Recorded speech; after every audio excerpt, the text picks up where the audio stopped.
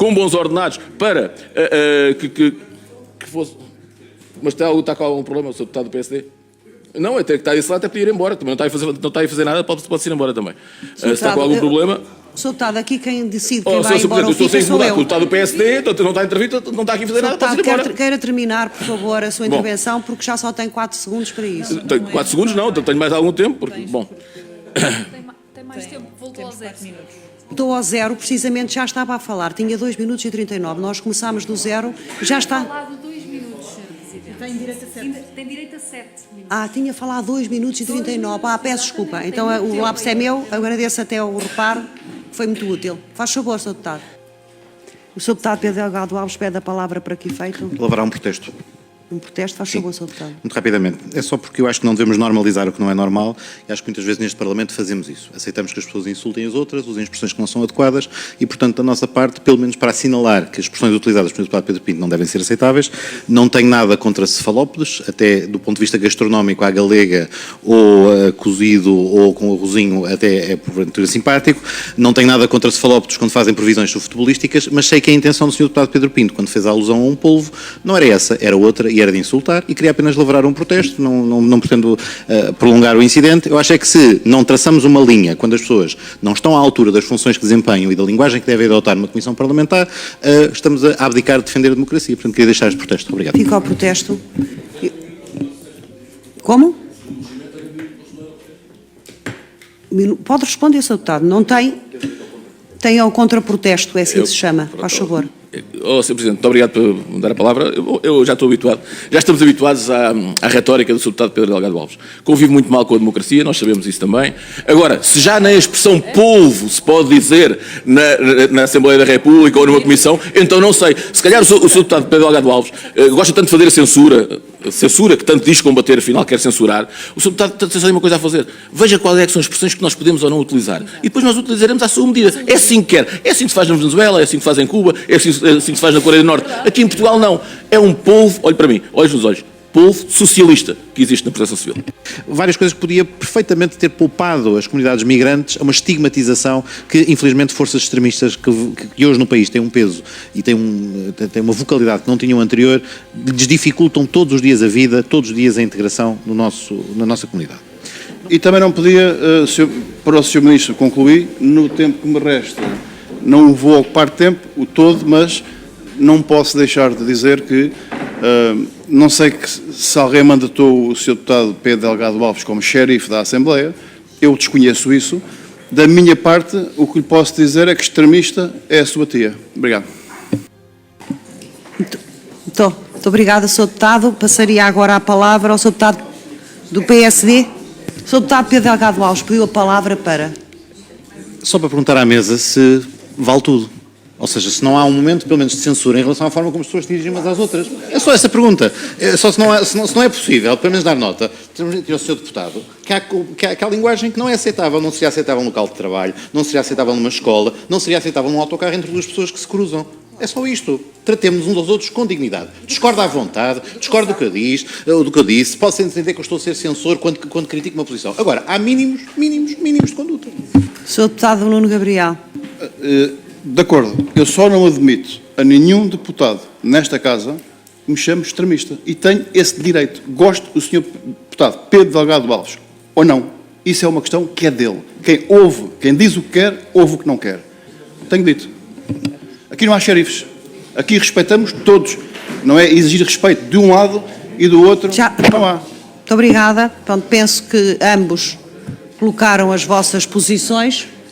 Muito obrigado, Sr. Presidente. Cumprimentar assim, cumprimentar também o Sr. Ministro, a todos os Estados de Estado, a todos os presentes. Bom, eu queria começar por dar uma palavra também aos portugueses, uma palavra de solidariedade a quem está a sofrer, a quem está há muitos dias, há 15 dias, sem telhado, sem casa, a todos os desalojados e particularmente também a todas as famílias que perderam os seus entes queridos. Já foram 16 mortes, infelizmente, 16 vítimas mortais desta tempestade que assolou o nosso país. Portanto, a primeira palavra seria para eles. Sr. Ministro, eu ouvi a sua intervenção com atenção.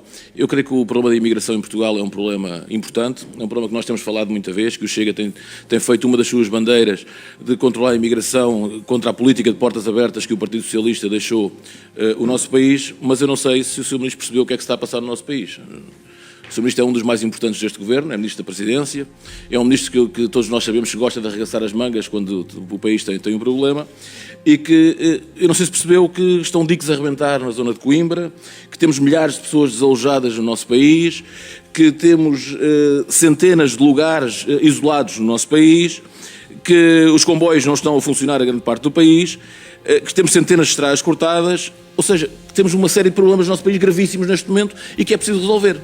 E eu gostaria que o Sr. Ministro dissesse, chegasse aqui a esta Comissão e dissesse: o Governo falhou no primeiro combate a tudo isto. E o Governo não tem a desculpa de dizer nós não sabíamos o que é que ia acontecer, como foi, por exemplo, no apagão. Eu no apagão até acho que o Governo, ao dizer que nós não sabíamos que íamos ter um apagão em Portugal, eu acho que o Governo aí tinha razão, é verdade, ninguém sabia que ia haver um apagão na Península Ibérica naquele dia. Agora, esta tempestade, que foi dita pelo IPMA, que era uma tempestade catastrófica, foi as palavras utilizadas pelo IPMA, catastrófica, e o que é que o Governo fez para prever isso tudo, ou para precaver tudo isso? É que nem fez uma coisa que era importante ter feito, que era uma coisa chamada recolher obrigatório. Se nós sabíamos para onde é que ia entrar a tempestade, se nós sabíamos que ia afetar a zona centro do país, se nós sabíamos para onde é que ia entrar, porque toda a gente dizia, as televisões estavam em direto nessa noite, as televisões fizeram diretos nessa noite, porque toda a gente sabia que era uma tempestade catastrófica, volto a dizer isto. E o Governo falhou porque não fez o recolher obrigatório. Morreu uma pessoa em Vila Franca de Xira, por exemplo, vou-lhe dar o exemplo dessa pessoa, que às 4 da manhã ia fazer pão, ia para a padaria trabalhar, porque era o seu local de trabalho. Este é um momento onde o Governo não pode falhar, e falhou. E eu gostaria que o Sr. Ministro falasse sobre isso e dissesse claramente às pessoas: o Governo falhou. Muito obrigado. Palavra ao Sr. Ministro para responder. Muito dizer que tem 7 minutos de intervenção. Eu vou levar a sua frase do não sei, acho que não sabe se percebeu o que é que se passou em função de um exercício compreensível e genuíno de retórica parlamentar, mas também de transmissão de um sentimento que o Sr. Deputado tem, muitos de nós temos, sobre a dor que se passa no país, não ao facto do Sr. Deputado não ter ouvido os primeiros 2 minutos e meio da minha intervenção, mas, Sr. Deputado, tenho todo o gosto, apesar de Sr. Deputado, creio que me estar a fazer perguntas que admito que possam ser da responsabilidade desta Comissão, não são da minha tutela, mas eu não tenho nenhum problema em abordar o assunto consigo, Sr. Deputado, e para lhe dizer o seguinte: em primeiro lugar,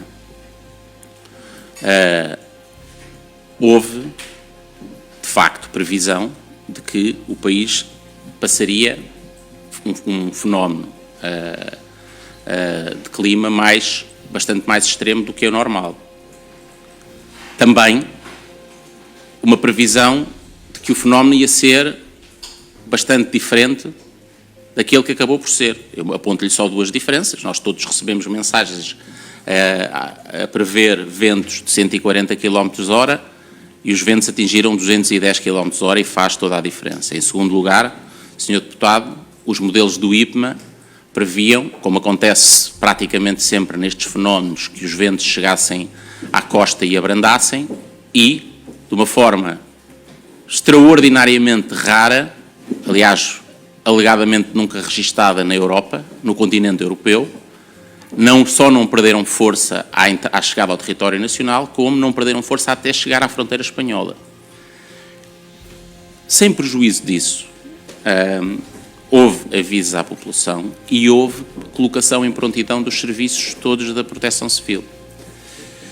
Eu lembro-me de estar no hospital da Figueira da Foz, junto ao mar, umas horas depois creio que 48 horas depois do evento, e me dizer a responsável do serviço clínico a dizer: aqui o vento entrou, eram 5h30, partiu uns vidros, inutilizou um bloco operatório. Eu estava equipada de rádio Ciresp, porque tinha sido equipada. Estava em contacto com a Câmara Municipal da Figueira da Foz, que estava preparada e que nos tinha preparado. Liguei aos serviços da Câmara Municipal e em 20 minutos estavam aqui, às 6h20 da manhã, a desobstruir terrenos e a ajudar na primeira limpeza. Ou seja, ao contrário do que o Sr. Deputado diz, os serviços da Proteção Civil estavam mobilizados e as populações foram avisadas.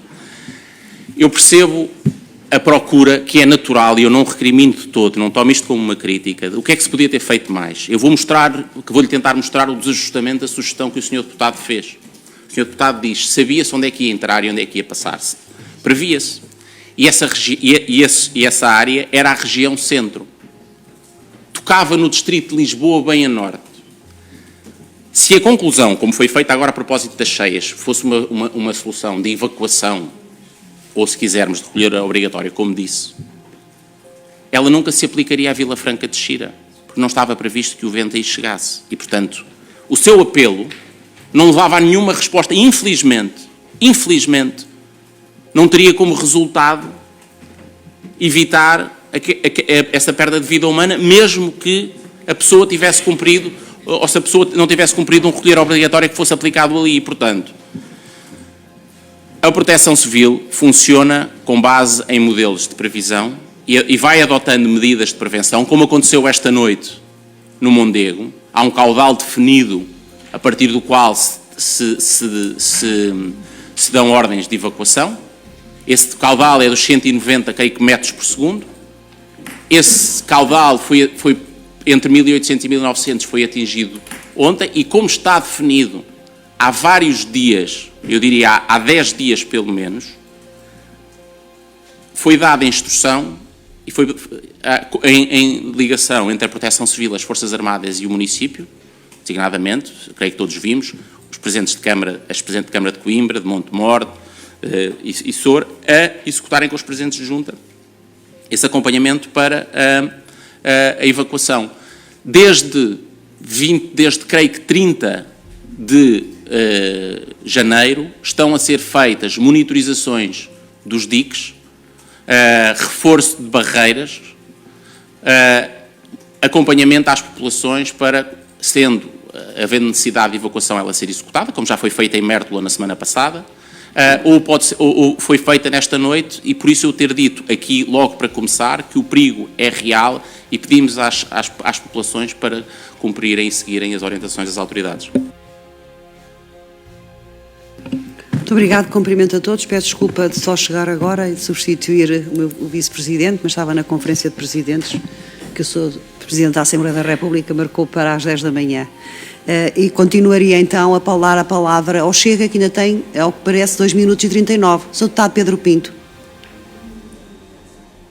Muito obrigado, Sr. Presidente, muito obrigado pelas suas respostas, Sr. Ministro. Sr. Ministro, mas eu tenho que lhe dizer uma frase, por exemplo, da Vice-Presidente da Câmara de Pombal. E o Vice-Presidente da Câmara de Pombal não é propriamente alguém ligado ao Chega, é do PSD até. E que diz, só ao terceiro dia apareceu alguém da Proteção Civil aqui em Pombal. Foi o Vice-Presidente da Câmara que disse, não foi o Pedro Pinto, não foi ninguém do Chega, foi a Vice-Presidente da Câmara de Pombal, Isabel Mota, que disse que só ao terceiro dia é que apareceu alguém da Proteção Civil em Pombal. Ou seja, isto significa que a Proteção Civil falhou. Falhou quando as consequências foram devastadoras na região centro do país e a Proteção Civil não atuou como devia atuar. E são os autarcas que dizem, são os autarcas que estão no terreno e que estão todos os dias a lidar com as pessoas que dizem isto. E a admissão ontem da Ministra da Administração Interna é porque também toda a gente sabe que ela falhou, porque só falou 2 ou 3 dias depois. Portanto, toda a gente sabe também que a Sra. Ministra falhou. Ou seja, era uma Ministra que já estava a prazo há muito tempo, aliás, era uma Ministra que nem devia ter sido Ministra da Administração Interna, tal como Ministra da Saúde, mas isso faz parte deste Governo, aquilo que tem feito, é aguentar as pessoas até à última, e só quando acontece alguma coisa grave, gravíssima, como aconteceu em Portugal, é que nós temos a coragem de demitir ou não a Ministra da Administração Interna. Eu gostaria, sinceramente, que o Sr. Ministro hoje, com humildade, dissesse que a Proteção Civil falhou em Portugal e infelizmente falhou em Portugal. Infelizmente os portugueses, mais uma vez, aquilo que sentem é que não estão protegidos pela Proteção Civil. Nós todos os anos gastamos dinheiro e mais dinheiro e mais dinheiro em cima dos problemas, em cima da Proteção Civil, que volto a dizer que é um polvo do Partido Socialista. A Proteção Civil é um polvo do Partido Socialista. Eu digo isto sem problema nenhum, basta nós agarrarmos na Proteção Civil de norte a sul do país e vemos quais é que são as pessoas que estão lá. Ou seja, a cargos e mais cargos, os bombeiros continuam de fora de tudo o que é Proteção Civil, ou do comando da Proteção Civil, ou seja, e a Proteção Civil continua a falhar. Falhou nos incêndios, falhou no apagão, voltou a falhar durante esta tempestade. Infelizmente é o que temos nós em Portugal. Eu queria lhe tocar, não sei, tenho ainda mais um minuto, eu queria tocar aqui num assunto que me parece importante também, sobre imigração. Nós ouvimos também rapidamente dizer que o país precisa de mais imigrantes para a construção civil e para repor a ordem e repor as casas na zona centro do país. E a pergunta que eu lhe quero fazer é muito direta e muito frontal. Como é que vêm esses imigrantes para cá? Vêm com contrato de trabalho, vêm com o visto de trabalho, parece-me bem, o Sr. Ministro já há pouco disse isto, mas e depois, quando acabar esse trabalho, regressam aos países deles ou vão ficar por cá? É que este é que é o problema do nosso país, é que nós mandamos vir os imigrantes, dizemos que precisam deles para reconstruir a zona centro do país. Eu acho que nós, se dessemos condições aos portugueses que estão imigrados, seria muito mais importante nós trazermos os portugueses para reconstruir a zona centro do país com salários bons, com bons ordenados, para que fosse... Mas está com algum problema, o Sr. Deputado do PSD? Não, até que está desse lado, até podia ir embora. Também não está a fazer nada, pode-se ir embora também. Se está com algum problema... Sr. Deputado, aqui quem decide quem vai Sr. embora ou fica sou eu. O deputado do PSD não está a intervir, não está aqui a fazer nada, pode ir embora. Queira terminar, por favor, a sua intervenção, porque já só tem 4 segundos para isso. Tenho 4 segundos não, tenho mais algum tempo, porque, bom... Tem mais tempo, voltou aos 0 minutos. Estou ao 0, precisamente já estava a falar, tinha 2 minutos e 39, nós começámos do 0, já está... Falado 2 minutos, Sr. Presidente. Tem direito a 7. Tem direito a 7 minutos. Tinha falado 2 minutos e 39, peço desculpa, então o lápis é meu, agradeço até o reparo, foi muito útil. Faz favor, Sr. Deputado. Muito obrigado, Sra. Presidente. E a pergunta que eu queria fazer ao Sr. Ministro, visto que também já não tem muito tempo para me responder, era como é que esses imigrantes se vão ficar em Portugal, se depois, quando acabar o trabalho, se vão regressar ao país deles, ou se nós queremos definitivamente dar condições aos portugueses para trabalhar nesta região do país. E depois outra pergunta que lhe gostava de fazer, visto que sei que vai gastar o seu tempo também, e assim eu vou gastar também o meu, para terminar, é que porque é que não foi solicitado também o mecanismo europeu de proteção civil? É que o mecanismo europeu de proteção civil é mesmo para estes casos. É que se não for para um caso tão catastrófico como foi este, se não for para um caso onde houve vítimas mortais, onde há centenas de casas que ficaram desabitadas, ficaram sem condições para serem habitadas, então o mecanismo europeu serve para quê? Quando é que nós vamos acionar o mecanismo europeu? Diga-me qual é a tragédia onde nós podemos acionar este mecanismo europeu. É que nós ouvimos o Presidente da Proteção Civil, que é outro senhor, que foi por acaso nomeado até por Luís Montenegro, que disse não temos necessidade de solicitar pessoas para ajudar o país. E não temos razão para ponderar a ativar um mecanismo europeu. Como é que nós explicamos às pessoas que perderam tudo, às pessoas que estão há 15 dias sem luz, que ainda existem 46 mil portugueses sem luz, existem, são dados de hoje, 46 mil portugueses sem luz, onde as pessoas não têm casa, existem idosos isolados, onde ainda não apareceu ninguém a conversar com eles. A única coisa que apareceu foi a rádio, foi a Antena 1, que ainda ontem ouvimos um programa na Antena 1, onde estão idosos isolados, e havia o senhor José Fonseca, que dizia que estava sem luz, sem água, sem aquecimento, e até sem oxigênio para a mulher, que precisa de oxigênio. Ou seja, isto é o país real, é aquele país que nós em Lisboa não conhecemos, é aquele país que os governantes não conhecem, é aquele país que nós falhamos. E nós não podemos falhar às pessoas. E nós continuamos a falhar às pessoas. Portanto, Sr. Ministro, isto são tudo que... Eu não percebo, sinceramente, o mecanismo da Europeu de Proteção Civil serve para quê? Ou seja, se não serve para ser acionado, se não serve para nada, então escusam de falar nisso. Portanto, eu gostaria... Qual é o nível de tempestade para esse mecanismo ser ativado? Muito obrigada, Sr. Deputado. O Sr. Deputado Pedro Delgado Alves pede a palavra para que efeito? Levará um protesto. Um protesto, faz favor, Sr. Deputado. Muito rapidamente. É só porque eu acho que não devemos normalizar o que não é normal e acho que muitas vezes neste Parlamento fazemos isso. Aceitamos que as pessoas insultem as outras, usem expressões que não são adequadas e, portanto, da nossa parte, pelo menos para assinalar que as expressões utilizadas pelo deputado Pedro Pinto não devem ser aceitáveis, não tenho nada contra cefalópodes, até do ponto de vista gastronómico, à galega ou cozido ou com arrozinho até é porventura simpático. Não tenho nada contra cefalópodes quando fazem previsões futebolísticas, mas sei que a intenção do Sr. deputado Pedro Pinto, quando fez a alusão a um polvo, não era essa, era outra e era de insultar e queria apenas lavrar um protesto, não pretendo prolongar o incidente. Eu acho é que se não traçamos uma linha quando as pessoas não estão à altura das funções que desempenham e da linguagem que devem adotar numa comissão parlamentar, estamos a abdicar de defender a democracia. Portanto, queria deixar este protesto. Obrigado. Fica ao protesto. Como? Pode responder, Sr. Deputado. Não tem...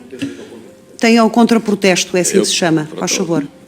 Sr. Presidente, muito obrigado por me dar a palavra. Eu já estou habituado, já estamos habituados à retórica do Sr. Deputado Pedro Delgado Alves. Convive muito mal com a democracia, nós sabemos isso também. Agora, se já nem a expressão polvo se pode dizer na Assembleia da República ou numa comissão, então não sei. Se calhar o Sr. Deputado Pedro Delgado Alves gosta tanto de fazer a censura que tanto diz combater, afinal quer censurar, o Sr. Deputado tem só uma coisa a fazer. Veja quais é que são as expressões que nós podemos ou não utilizar. E depois nós utilizaremos à sua medida. É assim que quer. É assim que se faz na Venezuela, é assim que se faz em Cuba, é assim que se faz na Coreia do Norte. Aqui em Portugal não. É um povo, olhe para mim, olhos nos olhos, povo socialista que existe na Proteção Civil.